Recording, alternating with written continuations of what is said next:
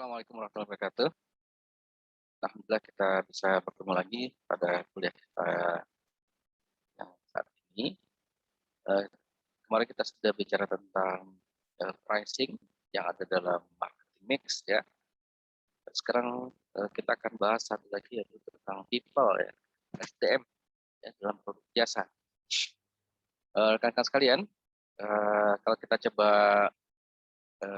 buka kembali materi kita, maka kita akan sama-sama memahami bahwa produk jasanya agak berbeda ya, dengan eh, eh, produk barang ya. Kalau jasa itu tidak terlihat ya barangnya, sehingga yang kita jual juga apa ya, kalau misalkan kita jual mobil ya, itu kelihatan barangnya, kita bisa cek mana bagus atau tidak ya. Atau kita jual buku ya, eh atau jual barang yang nyata kelihatan. Tapi kalau kita masuk ke perusahaan jasa ya, seperti perbankan, itu produknya apa? Ya, tidak terlihat ya, tidak terlihat. Yang kita lihat siapa? Yang kita lihat adalah orang-orangnya. Ya, ketemu sama customer service, ketemu sama teller, ketemu sama security, itu yang kita lihat. Sehingga ada sedikit perbedaan ya, ada sedikit perbedaan SDM yang ada, yang harus ada dalam produk, dalam pemasaran produk jasa ini.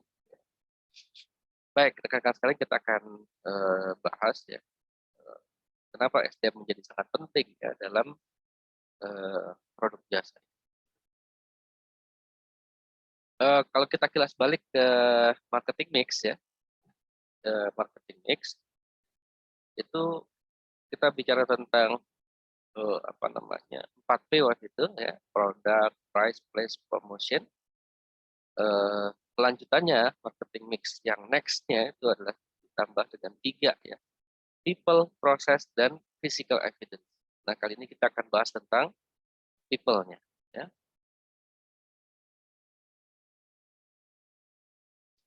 Rekan-rekan sekalian, kalau kita bicara tentang people, maka ada 4 bahasan yang eh,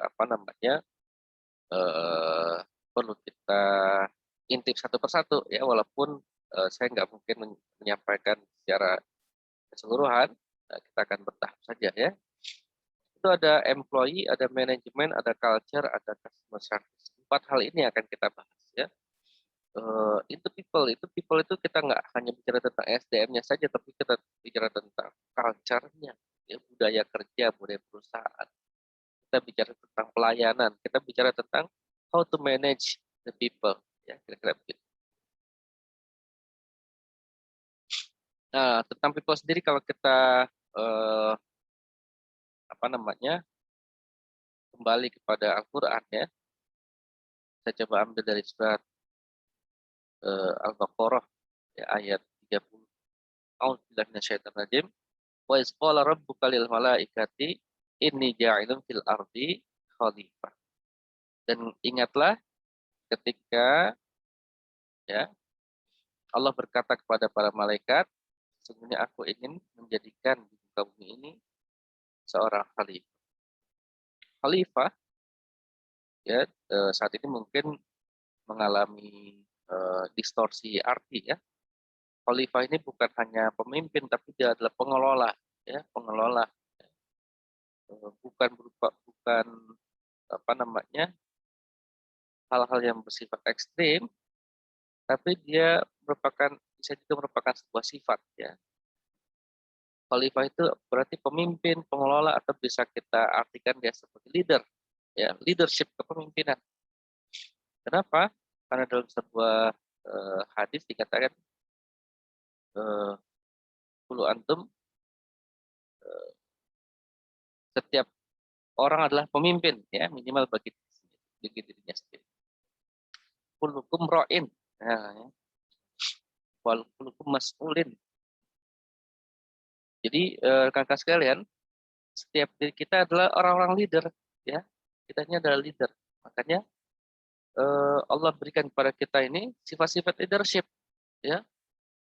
Nah, sifat-sifat inilah yang kemudian sebagian hilang ya, sebagian hilang, tidak ada leadershipnya.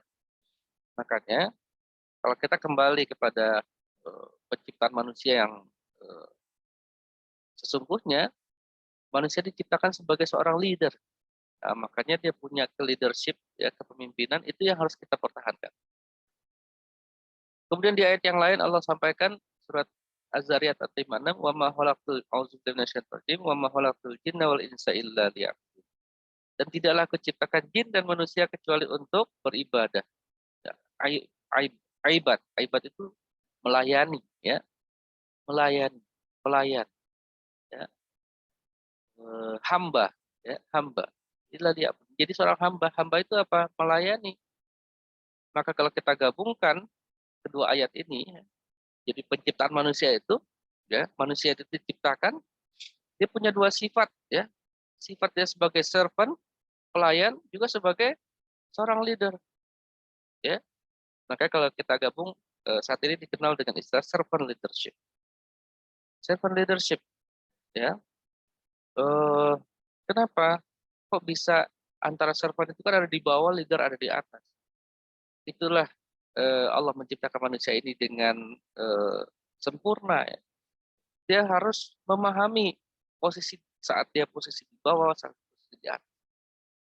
Dia harus punya apa namanya, kemampuan yang lebih, ya, dibandingkan makhluk Allah yang lain. Itu makanya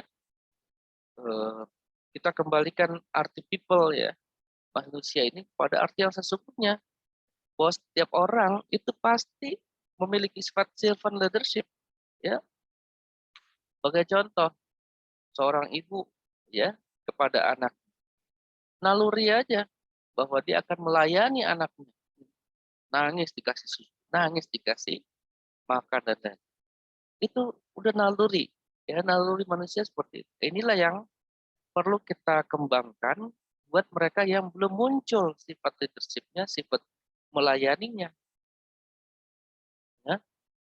Dalam produk jasa, si melayani ini dia menjadi sebuah hal yang penting, ya. Kalau kita tidak punya sifat melayani dalam pelayanan jasa, dalam marketing produk jasa, maka akan sulit kita menjual sebuah produk yang tidak terlihat.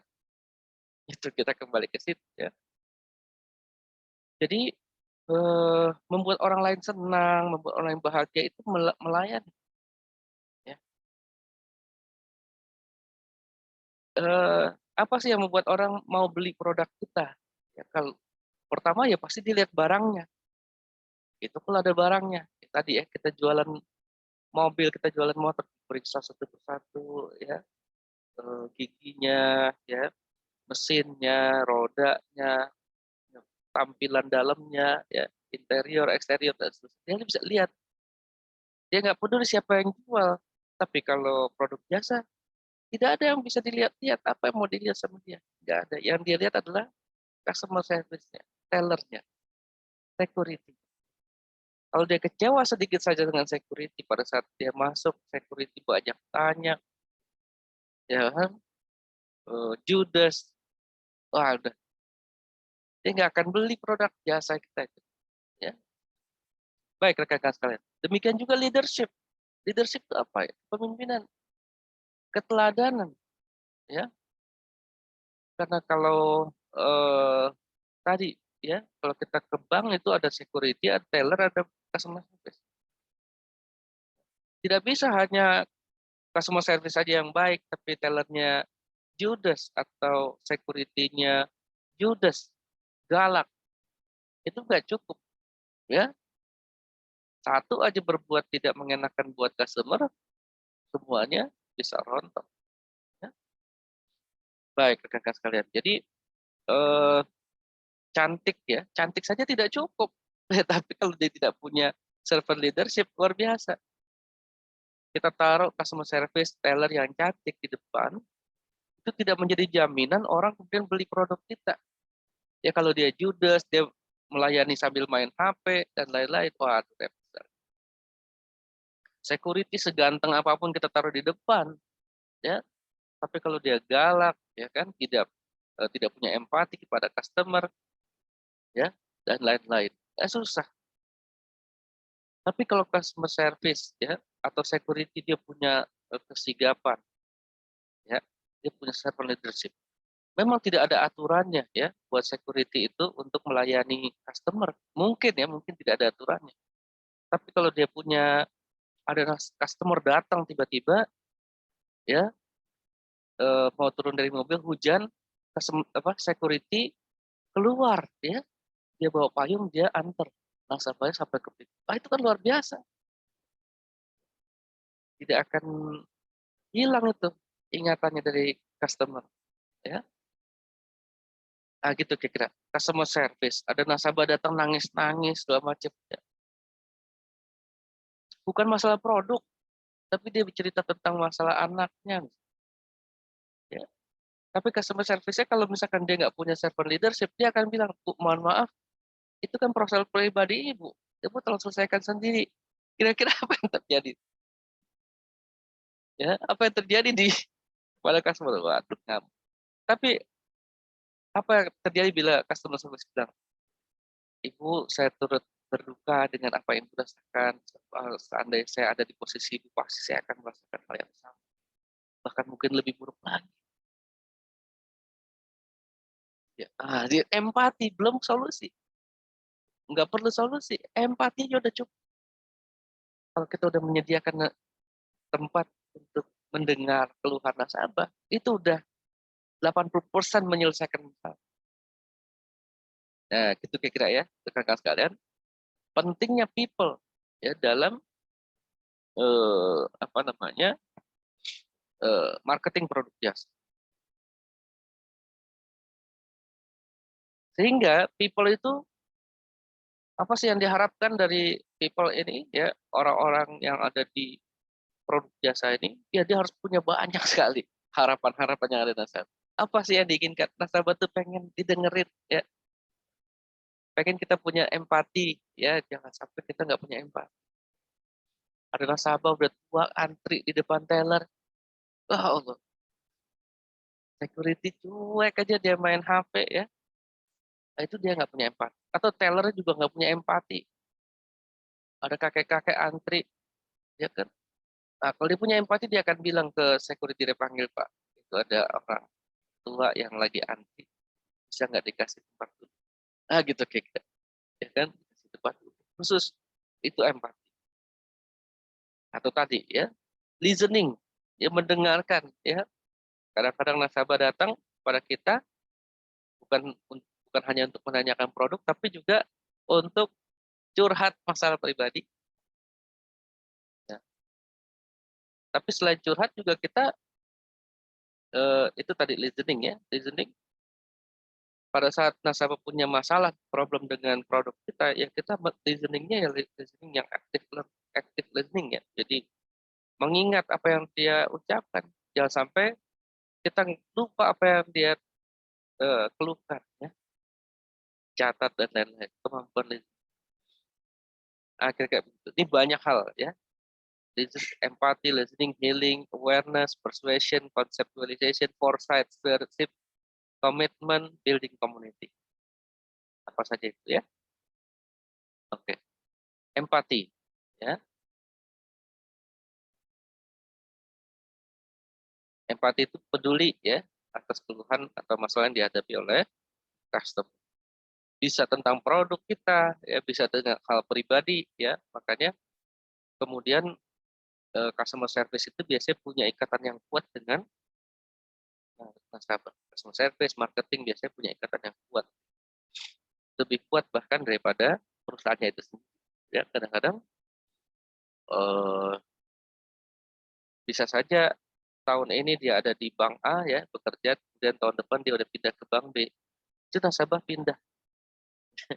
Kenapa? Karena nasabah nggak lihat banknya, tapi dia lihat customer service-nya. Dia tanya, dia datang, itu eh, Mbak Fitri mana ya Mbak Fitri? Gimana Pak? Iya, yang kemarin customer service yang melayani saya. Oh, sekarang dia udah resign Pak, dia pindah ke bank B. Oh, di mana itu? Didatengin besoknya, ya, didatengin.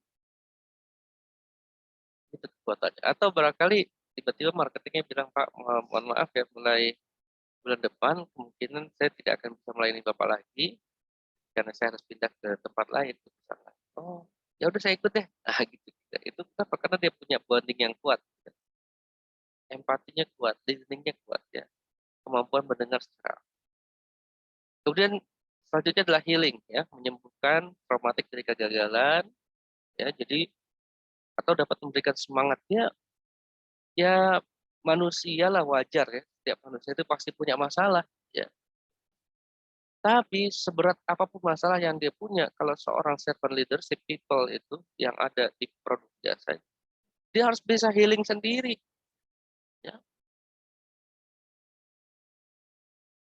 Kenapa? Karena energi positif, energi negatif itu pengaruh dalam penjualan produk. Ya, misal contoh ya, ada orang customer service kesiangan, ya, bangun kesiangan, dia pergi naik kereta berdesakan, bahkan mungkin kecopetan. Gimana tuh kondisi dirinya? Ya, masuk ke kantor, tiba-tiba harus melayani nasabah yang komplain.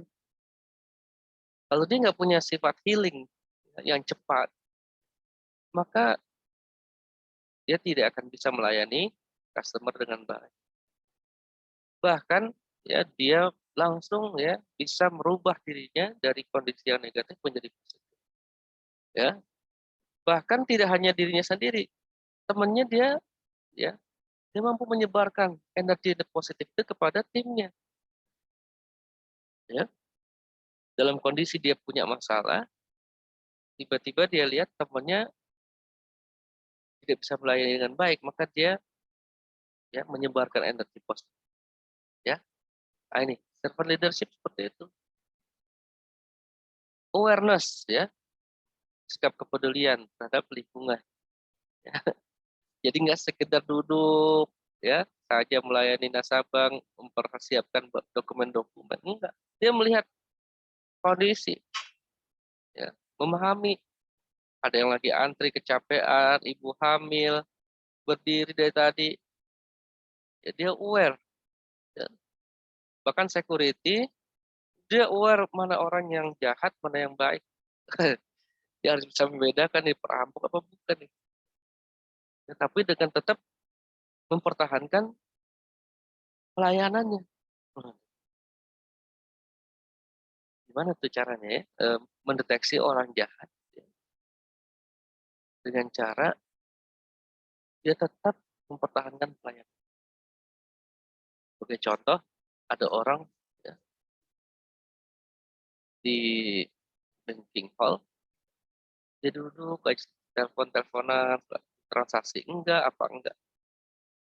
Security awareness. Nah, ini orang enggak benar. Ya. Apa yang dilakukan? Coba kalau dia, Pak, mohon maaf, Bapak, sepertinya tidak ada urusan di sini ya. Saya lihat tadi Bapak duduk-duduk saja, tidak ada transaksi. Kalau gitu Bapak silakan keluar aja. Ah, apa yang terjadi? Kalau dia memang nggak punya transaksi, tapi kalau dia adalah nasabah yang punya uang banyak, oh udah nggak bakal datang lagi. Nah, tapi apa yang dilakukan oleh security saat ini? Ya, teman-teman bisa lihat nanti ke perbankan. Kalau ada orang-orang seperti ini, apa yang dia lakukan? Dia akan didekati nasabah tersebut, dia akan bilang, oh mohon maaf, sudah dapat nomor antrian? Kalau belum bisa saya ambilkan. Itu dia kaget orang itu. Oh iya, iya. Mohon maaf Pak. Apa kayak gak? Mohon maaf, saya memang belum belum bertransaksi. Kenapa? Karena saya masih tunggu teman saya nih. Nah, gitu kan. Oh baik Pak, terima kasih. Nanti ini ambil saja dulu nomor antriannya. Nanti kalau memang terlewat bisa ambil lagi. Oh baik baik, terima kasih. Lama ditunggu 15 menit, 30 menit. Oh belum datang. Oh, datangin lagi. Oh mohon maaf, temannya apakah sudah sampai di sini? Apakah Bapak ada kesulitan untuk menghubungi teman? Aduh, iya ya sepertinya agak sulit. Itu kalau dia memang orang jahat yang berniat jahat kepada bank, kepada perusahaan, maka dia akan gelagapan ya. Kenapa? Karena dia merasa diperhatikan oleh security. Tanpa security itu menampilkan kegalakannya. orang itu akan mundur sendiri, ya. Waduh, kalau dia jahat ya, kalau dia berniat jahat dia akan, oh ya, kayaknya security-nya dia aware banget itu sama. Udah saya keluar aja deh. Pak, mohon maaf saya teman saya nggak jadi datang, padahal dia penjahat. Tapi kalau dia orang baik, bukan niat jahat, kebalikannya. Waduh, makasih banyak ya Pak. Bapak nih security kok ini ya, apa namanya, punya pelayanan yang baik. Kalau gitu saya buka rekening aja langsung deh, nggak usah nunggu temen. Sekarang aja deh. Ah, ya udah silakan Pak. Nah, awareness. Ya. Kemudian persuasion, pendekatan yang memberikan rasa nyaman tadi ya, dia melakukan pendekatan. Conceptualization, pola berpikirnya tidak separuh-paruh. Dia nggak mikirin pekerjaannya aja. Kalau di security maka dia kerjanya di security aja udah, jagain parkir aja, ya. Enggak.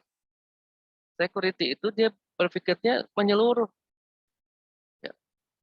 Dia lihat tuh customer service mana yang lagi sepi. Ada customer service lagi udah selesai ngelain nasabah, oke ada jeda waktu sebentar, tapi kok lama banget ini. Sambil makan, cekikikan, ngobrol-ngobrol, dia datang. Pak, mohon maaf, waktu kerja, baiknya kita siapkan diri untuk melayani nasabah. Kebetulan ada nasabah datang, ya. Teller, teller itu kan mejanya tinggi, nggak kelihatan dia lagi ngapain di bawah, ya kan? Security kadang datang, dia lihat, oh tellernya lagi menghitung uang, nggak apa. Tapi pas dia lihat, oh tellernya nggak ada, kemana? Langsung dia ke belakang, ya ketemu sama manajernya, Pak, mohon maaf, tellernya nggak ada di depan, udah lama itu, udah 30 menit nggak ada orang. Oh, dia nggak berpikir tentang pekerjaannya saja, dia berpikir secara keseluruhan karena service, ya, karena pelayanan customer itu penting, ya. Apa customer service juga gitu, dia nggak berpikir dia sendiri, dia berpikir temannya juga. Dia ngelihat security kok ngapain main HP melulu, duduk aja kerjaannya. Dia nggak melihat-lihat orang, dia akan deketin. Pak security, mohon maaf ya, Pak, mohon jangan main terus Pak, nggak enak sama nasabah. Makasih, ada. Atau ada temennya ngajak ngobrol, dia bilang, mohon maaf ya Mbak, dalam waktu kerja mungkin bisa kita ngobrol sebentar, tapi kalau terlalu lama nggak bagus juga. Gitu. Taylor, ya, lama banget di belakangnya ada teriak-teriak di belakang bank itu. Kan kalau customer di banking hall mah nggak ada ini, nggak, staff yang lain nggak kelihatan, tapi ada di belakang sudah lagi pada ada yang ulang tahun gitu ya, di teriak-teriak segala macam di belakang. Ya ulang tahun boleh-boleh, tapi jangan sampai terdengar ke depan ya. Nah itu dia aware, ya dia berpikir tidak sepakat seluruhan. Memahami kejadian sebelumnya dan kejadian yang akan datang. Ya, jadi dia memberikan apa namanya, punya kemampuan untuk memahami sebuah kejadian, mengaitkan yang sebelumnya, sekarang dan yang masa depan. Stewardship, memegang teguh amanah yang diberikan. Komitmen to growth of people, komitmen membangun, ya, menjadi role model. Jadi dia menjadikan dirinya walaupun dia sebagai seorang staff, tapi dia memposisikan diri dia sebagai role model buat teman-teman yang lain. Nah ini luar biasa nih, servant leadership. Building community, sinergi saling membahu untuk berhasil. Jadi bank itu, ya, perusahaan jasa itu orangnya nggak banyak, satu kantor paling 15 orang, ya. Ketemunya itu aja setiap hari. Kalian bayangkan ya, ini kalian aja sekarang ketemunya by Zoom. Coba kalian ketemu setiap hari, kampus orangnya itu tuh, bosen, bosen pasti, bosen. Ada kekecewaan ya dan lain-lain. Ada yang kita seneng, ada yang enggak dan seterusnya. Tapi kalau kita biarkan itu saja terjadi, maka kita nggak akan membentuk sebuah community yang baik. Ya. Pelayanan yang baik itu berasal dari community yang baik. Makanya kita harus membina hubungan. Jadi waktu kita bekerja tidak hanya memikirkan pekerjaan itu saja, formil saja, tapi kita juga membangun community. Kita ngobrol informal kepada teman-teman kita, ngopi-ngopi sesekali, ya. makan bareng sekali, walaupun sekarang nggak boleh makan bareng ya di era pandemi. Say hello ya, senyum ya, bahkan sesekali memuji teman ya. Eh, Senyum, kamu indah sekali hari ini. Eh, Kamu cantik sekali hari ini. Kalimat-kalimat itu membangun community. Nggak ada urusannya memuji dengan pekerjaan mah. Ya kan? Pekerjaan saya customer service. Saya melayani nasabah, saya nggak melayani kalian. Nah, repot urusan. Nah, inilah pentingnya ya people dalam pelayanan produk jasa. Selanjutnya kita bicara tentang customer service. Apa itu customer service? Customer service adalah, ya tadi kita bicara people-nya, sekarang kita bicara tentang customer service. Setiap kegiatan, nah kegiatannya yang ditujukan untuk memberikan kepuasan melalui pelayanan yang diberikan seseorang kepada kliennya untuk menyelesaikan masalah yang dengan memuaskan. Pelayanan yang diberikan termasuk menerima keluhan masalah yang sedang dihadapi. Ya, ini kegiatannya, tadi people-nya ya. Sekarang kegiatannya. Nasabah itu ya, ini dia. Ada sebuah penelitian ya. 67% masa nasabah yang komplain ya, itu lebih disebabkan kepada lemahnya pelayanan. Lemahnya pelayanan nasabah. Ini kita ada beberapa ada beberapa survei ya. Jadi kenapa, apa sih yang menyebabkan orang komplain ya? Yang pertama adalah lack atau lemahnya ya pelayanan, 34% ya. Yang kedua adalah attitude-nya nggak bagus ya. Tuh 34 tambah, nah ini ya, 67% ya. 67% itu kelemahan ya dari customer service ya. Kemudian sisanya itu apa? Low product ya, kualitas produknya ya,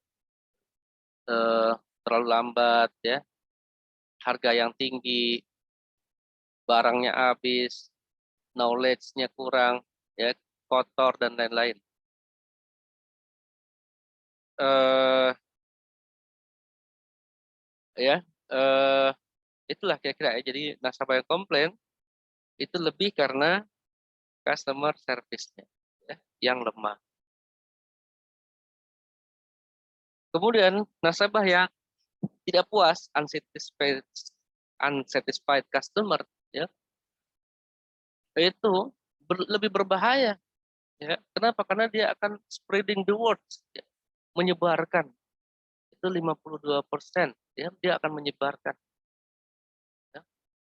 35% lagi dia nggak akan berhubungan lagi sama perusahaan itu ya. 52% akan menyebarkan, jangan datang lagi ke bank A, layanannya nggak bagus, udah nggak usah. Dia cerita ke orang lain cerita lagi, getok tular ya kalau bahasa Jawa, getok tular. Berbahaya, lebih bahaya daripada eh, buat lebih bahaya berbuat perusahaan ya. Menurunkan ya customer, karena dalam perusahaan jasa customer itu penting ya. Jadi kakak sekalian, penting sekali customer service itu ya. Jadi jangan sampai orang-orang yang di depan yang melayani nasabah itu melakukan kesalahan. Waduh, kalau ada kesalahan harus ada sistem bagaimana mengembalikan kepercayaan nasabah.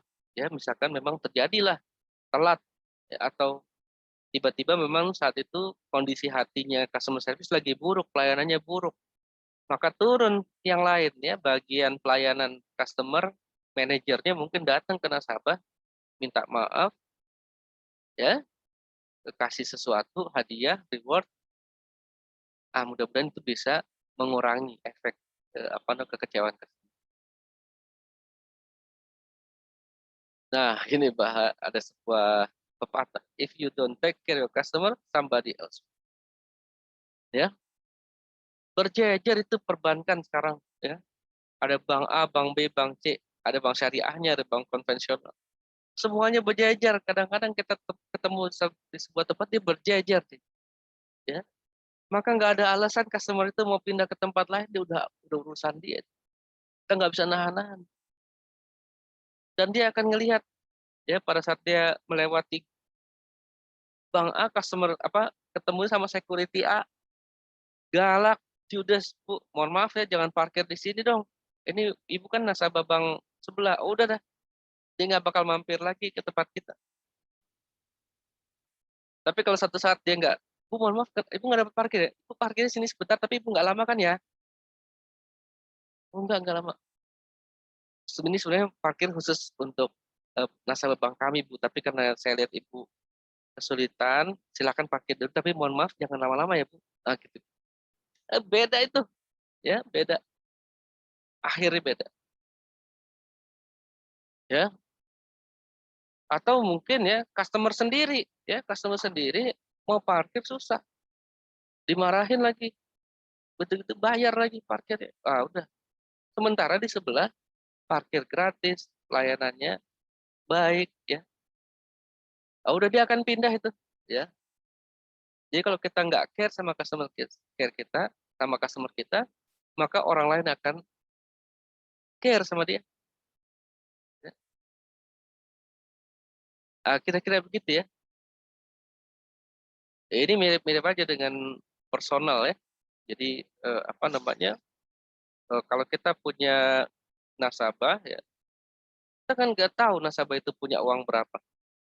Ya misal dia tabungannya di bank kita cuma 5 juta. Nah, kita nggak tahu sebetulnya tabungan dia berapa sih semuanya. Ternyata dia punya rekening di bank lain yang lebih gede. Ya. Kalau pelayanan kita baik, maka dia akan pindahin tuh rekeningnya, ya, walletnya, ya, share of wallet. Zaman sekarang ini nggak ada loyalty penuh kepada satu bank, kepada satu perusahaan, kepada satu produk. Bahkan kalau eh, apa namanya, kalau kalian cek, ya, dompet kalian satu persatu, saya yakin kalian punya lebih dari satu ATM, ya, ATM bank A, ATM bank B, atau kartu kredit ATM.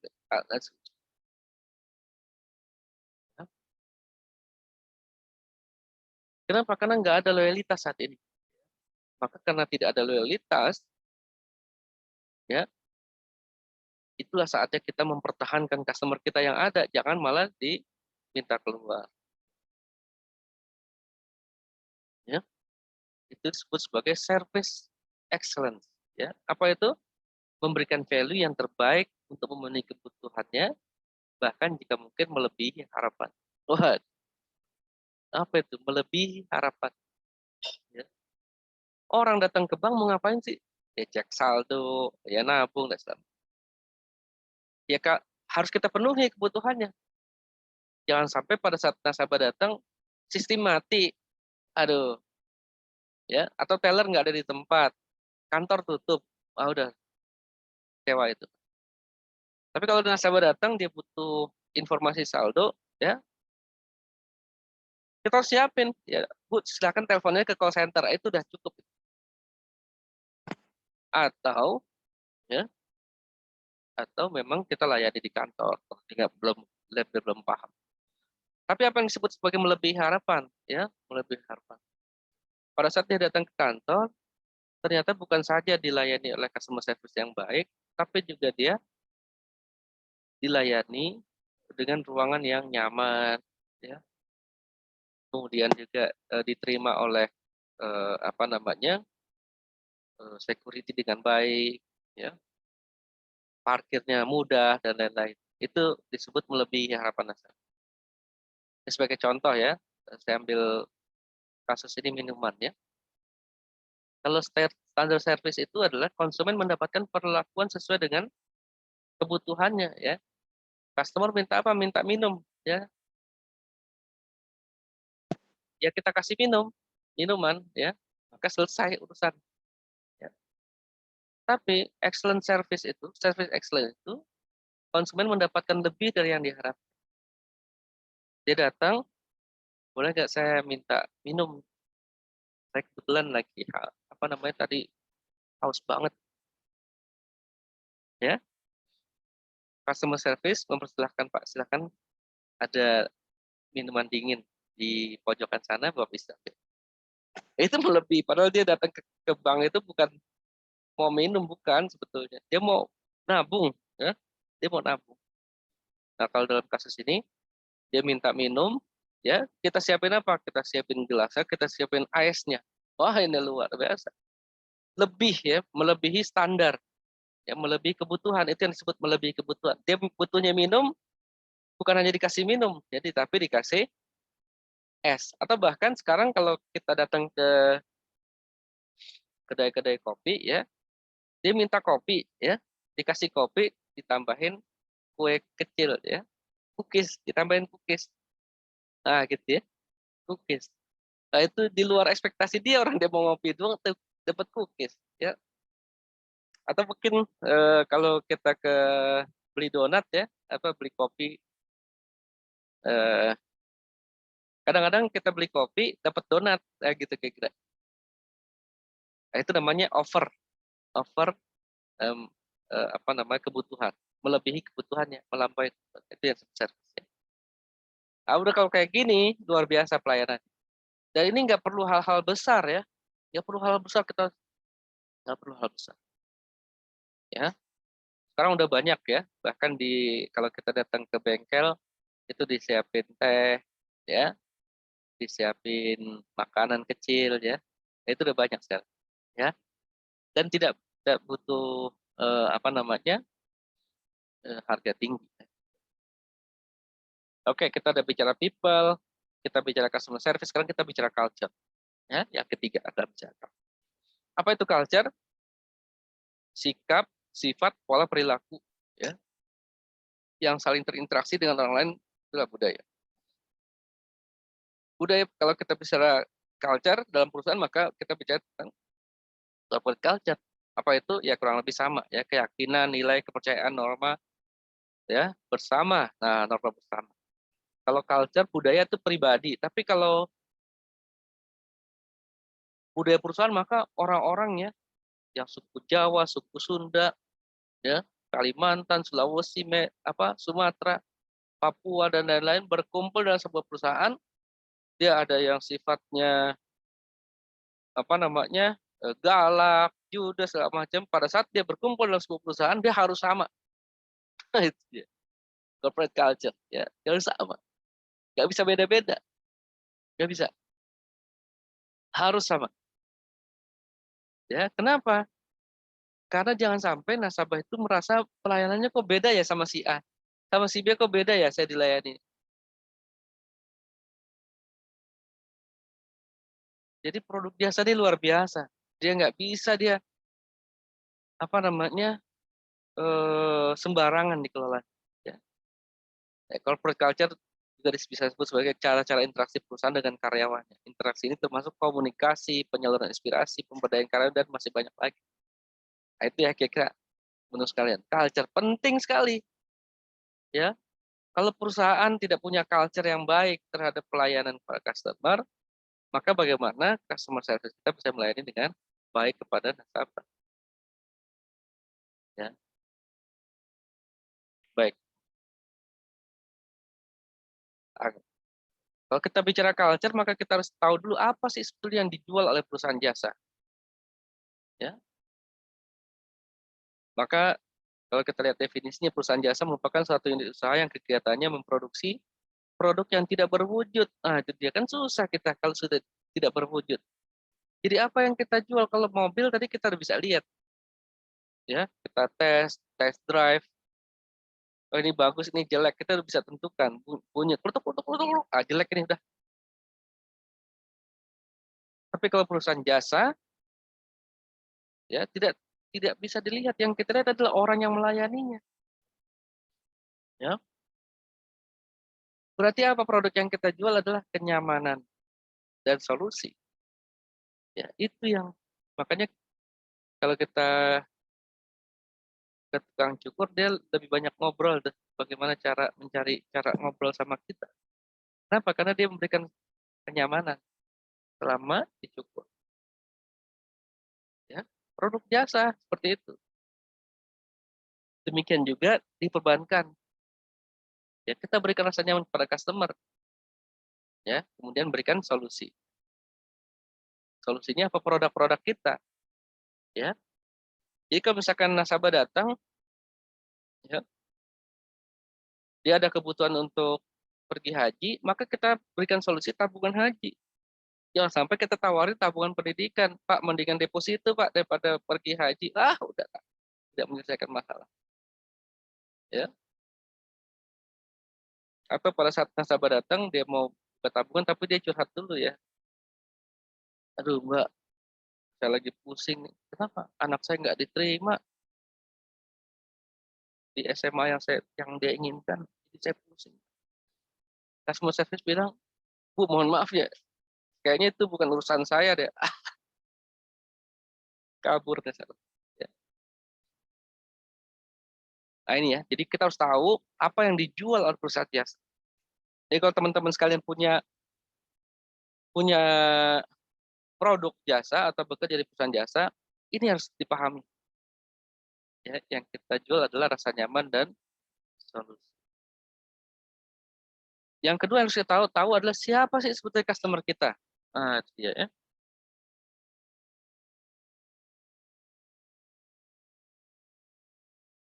Dan ini saya gambar ini nih. Ada. Menurut Vincent Gaspers ya, customer adalah semua orang yang menuntut apa nih?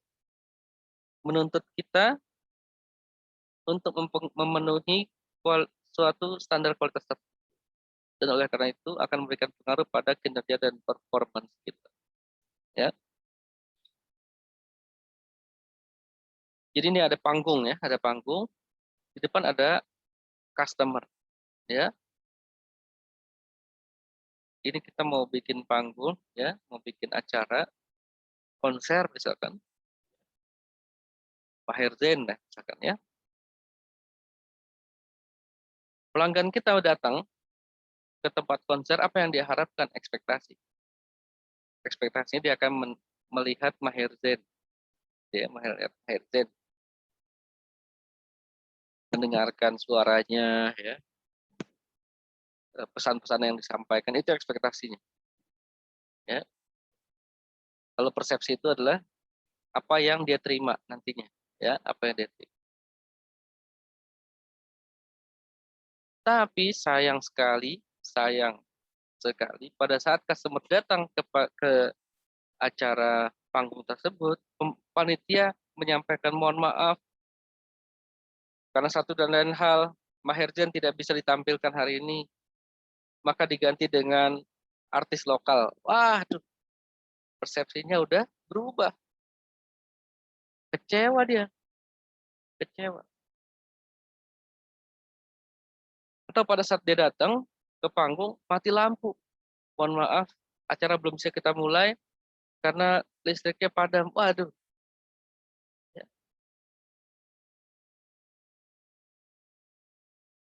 Atau pada saat kita datang, kata panitia mohon maaf karena ada kesalahan teknis, ya, tempat duduk yang kami siapkan hanya 100. Jadi mohon maaf jika ada pengunjung yang berdiri. Waduh, kecewa. Ya, jadi teman-teman sekalian, siapa yang menyiapkan panggung, siapa yang menyiapkan lampu, siapa yang listrik, ya, itu adalah orang-orang di belakang panggung. Itu yang paling penting. Ya, paling penting itu. Jadi bukan hanya orang-orang yang di depan panggung, ya, bukan hanya orang yang di depan panggung, tapi di belakang panggung itu penting yang menyiapkan tiket, menyiapkan listrik, lighting dan lain-lain itu penting sekali dalam membuat customer itu kecewa atau tidak. Jadi rekan-rekan sekalian, kalau ada yang bilang bahwa nasabah itu adalah orang yang beli produk kita, bukan hanya itu maksud, bukan hanya itu, tapi juga yang disebut nasabah adalah orang-orang di sekitar kita. Ya, jadi teman-teman sekalian, Kita harus memahami siapa customer kita nih dalam perusahaan jasa, itu teman-teman kita juga, itu customer kita. Jadi kalau kita memperlakukan teman kita dengan buruk, maka pada ujungnya pelayanan kita ke nasabah juga buruk. Kok bisa begitu? Saya kasih contoh. Ada nasabah datang, dia mau transfer, ya, dia mau transfer, ya 5 juta untuk anaknya yang saat ini sedang butuh sekali, ya. Teller melayani dengan baik, ya. Selesai dia terima customer, dia kasih ke belakang dong untuk proses. Orang belakang tidak memberikan pelayanan dengan baik. Kenapa? Karena dia sedang ada urusan keluarga kah, sedang ada acara di belakang, dia nyanyi-nyanyi segala macam. Tidak dijalankan segera. Telat, lupa, bahkan lupa diproses. Ya, diterimanya hari ini, prosesnya besok, wah udah customer kecewa sekali. Ya, itu. Ya. Kenapa back office ya bisa melakukan itu? Karena dia merasa selama ini nggak nyaman dengan tellernya judes ya, nggak pernah ngobrol, ya, maka dia juga memperlakukan teller itu nggak baik. Ya mungkin teller juga memperlakukan back office-nya nggak baik ya, maka dia balik. Nah kayak gitu. Ya teman-teman sekalian, ada nasabah eksternal, ada nasabah internal. Ya, jadi keduanya menjadi penting. Keduanya menjadi penting ya dalam perusahaan jasa ini ya. Nasabah eksternal dan internal. Internal siapa itu? Teman-teman kita. Sesama teman-teman kita itu nasabah internal penting ya, penting sekali. Karena dia bisa mempengaruhi pelayanan kita kepada nasabah kita. Moment of truth. Nah, ini dia ya. Itu juga mempengaruhi budaya kita ya. Kenapa? Momen atau kesempatan calon pelanggan berinteraksi dengan satu perusahaan dan menilai pelayanan. Ya, kalau nasabah datang, itu pertama kali yang dia ketemu ya adalah parkirnya kotor. Kenapa? Karena mungkin office boy-nya tidak punya jiwa melayani, ya. Dia hanya nyapu yang di dalam, dia nggak nyapu yang di luar. Ya, mungkin tadi malam ada acara kotor, itu mempengaruhi. Ya. Dia masuk, ya, ketemu dengan security, ya, security-nya ngerokok di depan, ya, sambil ketawa-tawa dengan orang lain. Dia ke customer service-nya lagi banyak antrian, ya, antriannya banyak, tapi dia ngobrol, itu dia pengaruh. Kemudian dia datang ke teller, ya, datang ke teller, tidak ada antrian, tapi kok pelayanannya lama, dia ngobrol sama customer-nya, ngobrol ngalor ngidul, sementara kita ngeliatin belum dilayani. Ya, kemudian dia ketemu dengan marketing, ketemu dengan orang lain di belakang lempang sholat, ya, lempang sholat nggak ada tempat sholat, waduh Bang Syariah nggak ada tempat sholat, atau ada tempat sholat tapi bau gitu, ya, mau wudhu juga, aduh tempat wudhunya bau, ya, kotor. Terakhir dia ketemu security lagi, ya, itu moment of truth, ya. Jadi moment of truth itu penting, ya, budayanya penting, semuanya harus sama melayani, punya willingness to help, punya keinginan untuk membantu, ya, harus punya itu yang harus dikembangkan budayanya, ya. Nah, kita udah bicara people, bicara customer service, kita udah bicara budaya, sekarang kita bicara tentang manajemennya. Manajemen adalah proses mengatur atau mengelola sesuatu yang dilakukan oleh individu atau sekelompok orang. Proses manajemen ini termasuk rencana, pengorganisasian, pelaksanaan, serta pengendalian atau pengawasan. Jadi, people ini ada people, ada budaya, ya, ada customer service, itu harus di-manage. Nggak di-manage. Nggak bisa dibiarkan sendiri mereka jalan, nggak bisa. Harus ada yang manage, ya, harus di-manage. Kan nggak selamanya orang berpenampilan baik di depan. nggak selamanya. Kalau dia ada masalah segala macam. Atau ya manusia sering lupa manusia. Ya, dia ada janji sama customer, janji jam 7, jam 10, nasabah nungguin ya di kantornya, kita nggak datang, lupa. Ya manusia, ya wajar. Makanya harus ada sistem yang mengingatkan dia. Nah, gitu kira-kira. Harus ada manajemen. Nah, tadi fungsi manajemen itu ada 4 ini ya. Watch, planning, organizing, actuating, dan controlling. Proses menetapkan sasaran organisasi dan cara mencapainya, pengaturan dan alokasi tugas, kewenangan, ya sumber daya, actuating, proses menggerakkan atau memberikan motivasi, ya yang terakhir adalah controlling, ya melakukan pengawasan. Pertama planning, ya planning itu kita harus smart istilahnya, specific, measurable, achievable, realistic, timely. Misal contoh ya, karena kita perusahaan jasa, maka kita menetapkan pembukaan rekening tidak boleh lebih dari 20 menit. Ya, spesifik itu, spesifik. Miserable nggak? Miserable bisa dihitung. Achievable nggak? Achievable nggak? Bisa dicapai nggak nih? Jangan sampai kita bikin sebuah perencanaan yang nggak bisa dicapai sama teller kita. Ya, caranya ya kita hitung dulu. Ya, hitung dulu.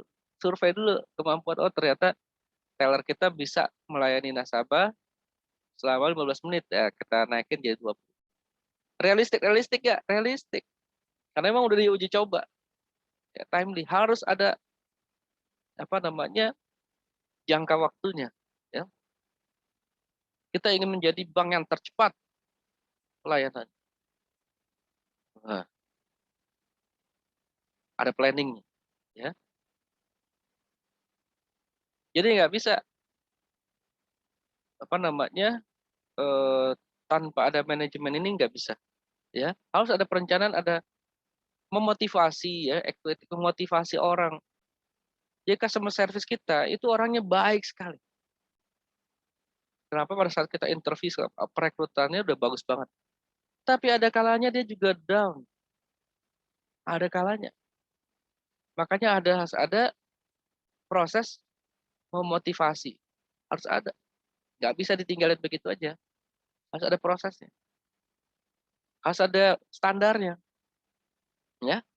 Oh, ada acara doa pagi, ya, briefing pagi, coffee morning dan lain-lain itu penting, ya, untuk mengingatkan semua, ya, dan seterusnya, ya.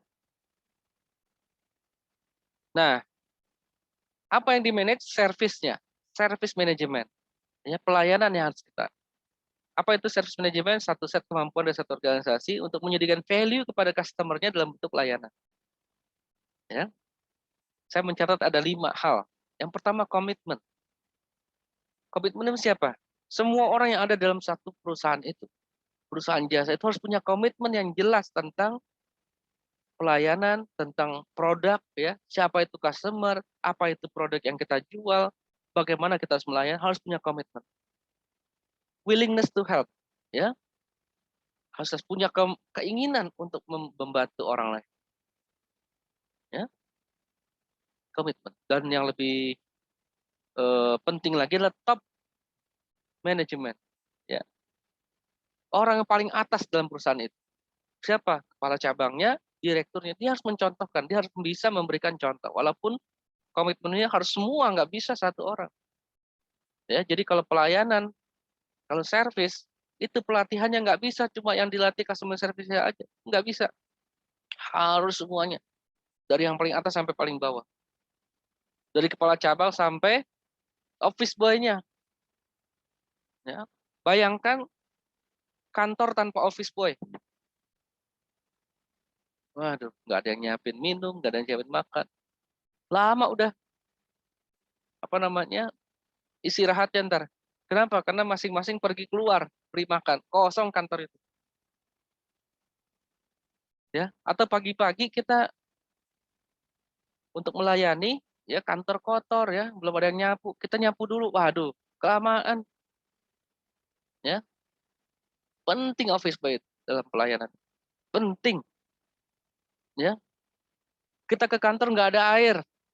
Aduh, nggak ada yang nyiapin air. Aduh, ya berantakan, berantakan. Makanya semua harus punya komitmen. Siapa itu? Dari top manajemen sampai yang paling bawah. Yang kedua adalah standar. Harus dibikin standarnya, nggak bisa masing-masing melayani dengan baik sesuai dengan budayanya masing-masing. Orang Jawa budayanya beda dengan Sunda. Orang Medan beda lagi pelayanan. Orang Sulawesi beda lagi, orang Papua beda lagi. Nggak bisa kita bikin beda-beda, harus standar. Harus standar. Apa yang bisa standarisir? Ya ucapannya, cara berpakaian, penampilannya. Ya, jangan sampai dia datang ke satu cabang, ya, atau bentuk kantornya beda-beda. Ada yang rumah, ada yang itu tidak standar. Jawaban telepon, Assalamualaikum, Bank Syariah X dengan Fitri bisa dibantu, ya, itu standar. Harus kayak gitu, nggak bisa beda-beda. Nggak bisa dibiarin. Kalau dibiarin, halo siapa nih? Halo, hai, halo, hai, beda-beda, ya. Customer juga akan merasa, wah ini bank nggak profesional, ya. Kemudian disosialisasikan di standar itu kita bikin, kita sosialisasikan, ya. Kita motivasi, ada program motivasinya di situ. Mengingatkan kembali, ya, setiap hari diingatkan untuk memberikan pelayanan terbaik, pelayanan terbaik, pelayanan terbaik. Kemudian monitoring, ya, kita kita hitung, ya. Ada yang melihat, ya, pelayanan itu seperti apa. Kemudian kita evaluasi apakah ada yang perlu kita perbaiki. Evaluasi itu misal contoh di bank lain ternyata, ya, nabung butuh waktu 10 menit sementara kita 20 menit. Itu kita harus evaluasi apa yang kurang. Oh, di sana ternyata udah pakai sistem, ya. Udah pakai sistem.